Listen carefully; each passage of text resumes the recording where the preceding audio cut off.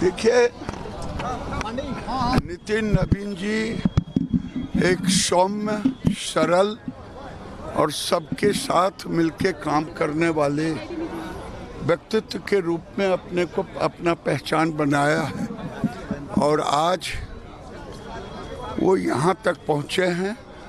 मैं बिहार की जनता की ओर से, बिहार के कार्यकर्ता की ओर से, देश के कार्यकर्ता की ओर से कोटि सा धन्यवाद। एक बात बताइए गिरिराज दादा, पीएम मोदी को गाली दी गई है कि मोदी तेरी कब्र खुदेगी, इस तरह की बातें, और आज लोकसभा में हंगामा भी हुआ है, क्या कहेंगे कांग्रेस की? देखिए, कांग्रेस फ्रस्ट्रेशन में और उनकी मां सोनिया गांधी भी गालियां देते रहे मोदी जी को, लेकिन जितनी गालियां दी जनता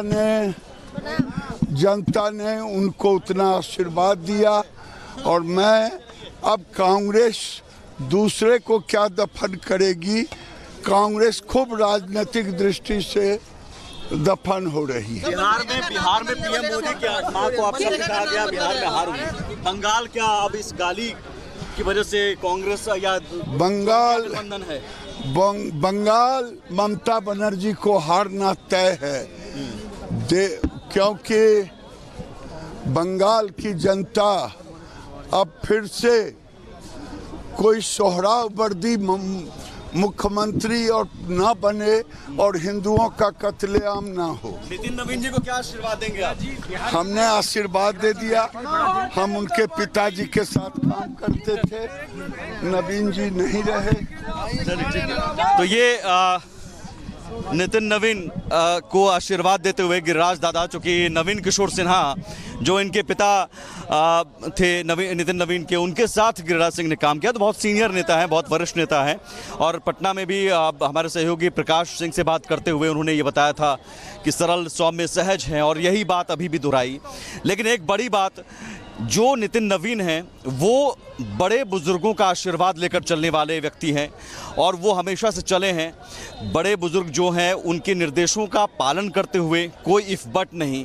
और शायद यही बड़ी वजह है नितिन नवीन के साथ, एक बड़ा फैक्टर ये है कि नितिन नवीन आज अगर इस मुकाम पर पहुंचे हैं तो दिल्ली से लेकर पटना तक वो सभी बड़े नेताओं को अपने साथ लेकर, और छोटे जो लोग हैं या अपने से कम उम्र में छोटे, उनको प्यार कर, उनको गले लगाकर चलते हैं।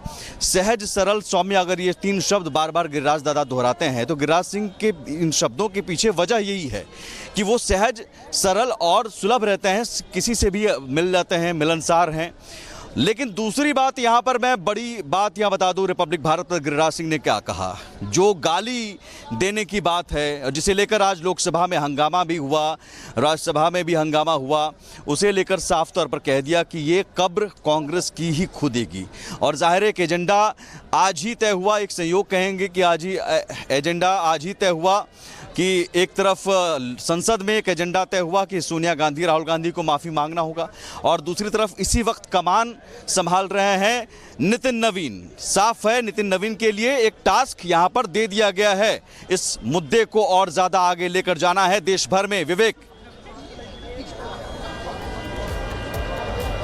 बिल्कुल, तो हम अभी कुछ देर पहले नितिन नवीन से बातचीत कर रहे थे, तो उनका भी यही कहना है कि आने वाले समय में वो नितिन नवीन के नेतृत्व में संगठन का भविष्य आगे देखते हैं, क्योंकि बीजेपी हमेशा से इस बात पर जोर देती आई है कि वो युवाओं के नेतृत्व में काम करती है। काफ़ी जोश है संगठन के अंदर, काफ़ी जोश है, और उसी को बनाने के लिए भाई साहब, और उसी को बनाने के लिए और उसको बनाए रखने के लिए, ताकि उस फायदा निकट भविष्य में दूसरे चुनाव में भी लिया जा सके, उसी और ये संदेश भी देने के लिए नितिन नवीन को चुना गया है। बीजेपी दफ्तर के अंदर की तस्वीरें एक बार मैं आपको दिखा देता हूं, फिर आगे की बातें बताता रहूंगा। तो ये तस्वीरें हम आपको दिखा रहे हैं। लोग अभी इस वक्त जमा हैं, कुछ लोग अंदर जा चुके हैं। कार्यक्रम स्थल पर जितने भी कार्यकर्ता आए हुए हैं वो उत्साह से भरे हुए हैं। जब उनसे बातचीत करेंगे तो वो सीधा कहेंगे कि हाँ, एक बिल्कुल ही नया नेतृत्व है बिहार ने, क्योंकि बम्पर जीत दी है। अब की बार बिहार में बम्पर जीत दी है, तो इसलिए भी बिहार को तरजीह दी जा रही है, और वहां के जो रणनीतिकार हैं, जो नेता जिनमें भविष्य देख रही है बीजेपी, उनको अपने पास रख रहा। बताइए। सबसे कम उम्र के राष्ट्रीय अध्यक्ष बनाकर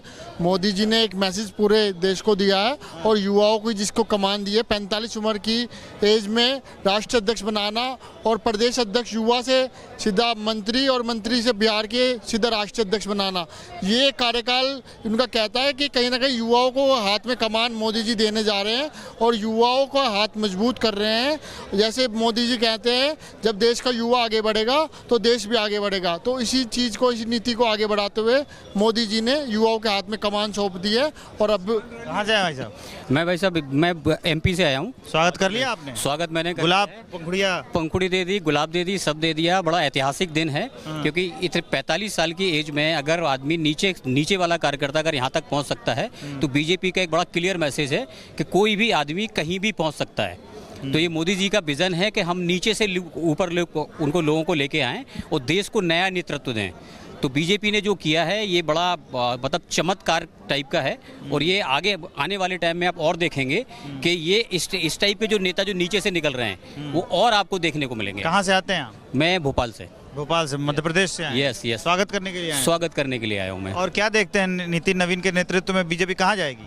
सिर्फ नेतृत्व को आभार कि एक युवा नेतृत्व के हाथ में जो दिया है, ये सिर्फ नेतृत्व का बहुत बड़ा वो है और इससे पूरे देश में युवा उत्सव मन रहा है। एक युवाओं के लिए एक प्रेरणा, एक जमीनी कार्यकर्ता हमारा जिसको पार्टी ने सर्वोच्च पद पर बिठा दिया। इसके लिए तो बिल्कुल विवेक, आप लोगों से बात कर रहे हैं, कार्यकर्ताओं से बात कर रहे हैं और सुबह से हमने यही बात की तो एक सबके आंखों में एक उम्मीद, एक सपना जग गया है और ये पहले से भी, क्योंकि हम उदाहरण देखिए राजस्थान, मध्य प्रदेश, छत्तीसगढ़ हो, उड़ीसा हो, दिल्ली हो, चेहरे जो मुख्यमंत्री बने उन चेहरों को क्या कोई पहले जानता था? क्या कोई रेस में है ये भी बात कहता था?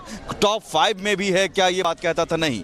अचानक कहाँ पिछली कतार से लाए गए, सबसे पीछे बैठे हुए कार्यकर्ता को लाया गया और सीधे कह दिया गया कि साहब आज से आप मुख्यमंत्री हैं। अभी नितिन नवीन राष्ट्रीय अध्यक्ष बन गए।